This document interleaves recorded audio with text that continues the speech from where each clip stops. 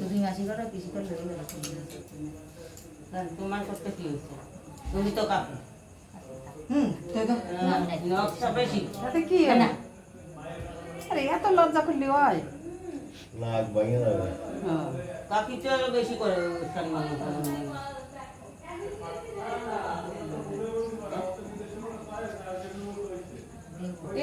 আশীর্বাদ করতেছে তাহলে উঠছিস রঙ্গনি ছবি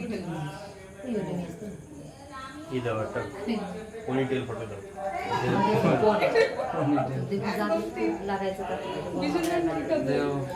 ফটোগ্রাফারদের সেই হিসেবে আশীর্বাদ করি ফটোগ্রাফারদের তুলতে হবে না একটু,